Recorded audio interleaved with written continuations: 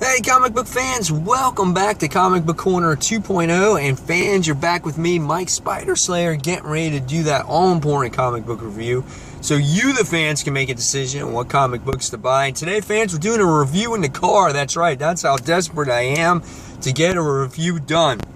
So today we're talking about the Amazing Spider-Man, issue 16.1. This is otherwise known as the whole Spiral mini-series that's going on between I guess 16 and 17 or whatever's going on, and this really has to do with a lot of like the street level characters that go on in Spider-Man's world. So this book is written by Gerry Conway, so great writer here to kick this issue off. The artwork is done by Carlo Barberi, and the artwork in the book is really, really nice. You can see it here, a picture of Spider-Man in here. As you flip through the book, there's a pretty cool two-page spread panel up top there of the cop cars. You get to see Yuri here, which is otherwise known as the Wraith. You get to see Tombstone in this book, which is back.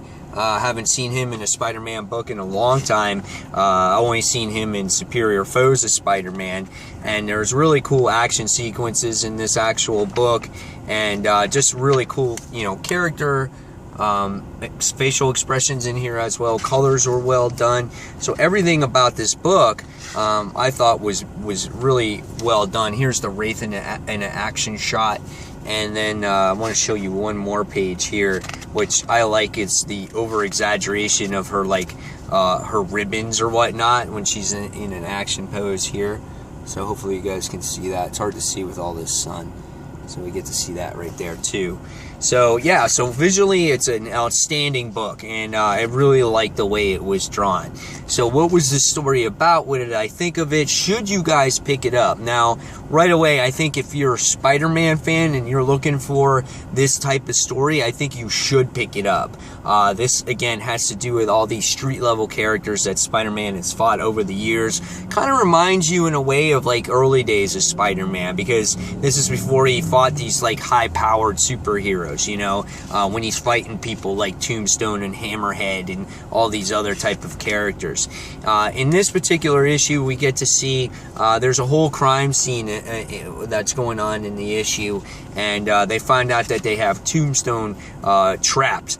And no one's firing, nothing's going up, they're just trying to say give up, and then all of a sudden shots are fired, and then what happens is Spider-Man goes in, and then at the same time we get to see Yuri's, or the Wraith's, captain winds up getting shot in the actual issue, and he winds up in the hospital. So Tombstone winds up getting arrested, and he winds up getting caught by Spider-Man in the issue, and he winds up going to go to sentencing, and since they didn't have enough evidence, he winds up getting off. And you're kind of surprised at this, and that the judge actually lets him go here. So you're like, okay, as a reader, you're like, all right, well, what's going to happen here? There's more to this. There's these inner gangs are working in here. There has to be some kind of play. While Yuri is at the bedside of her mentor, he winds up going into critical. He winds up dying in the particular issue. Then Mr. Negative winds up coming up and sits there and presents some photography or some evidence for Yuri to use to go against the judge, because what happens in the issue is you wind up seeing that Tombstone hands over some drugs to the judge, and so you can see that now Tombstone's on the judge's side and he's letting the criminals go, and Yuri's kind of wondering, well, why are you giving me this evidence? And and he hasn't really gone into a description quite yet, but you got to feel that he needs an angle to get on the cop's side or whatnot. And every time Yuri tries to do something right, it kind of backfires her as being, the good cop. So as as described in the book, she said she was never going to be the Wraith again, but she winds up putting on the costume once again. So we wind up seeing that she goes into Tombstone's like drug building or whatnot, and they capture all the files that they need and to go after Tombstone. And Spider-Man thinks that this was the wrong decision on the Wraith, and Mr. Negative is going to need something in the return in the near future, or try to get an angle, or try to get power within the city. So, and then the end of the issue, it says to be continued, obviously.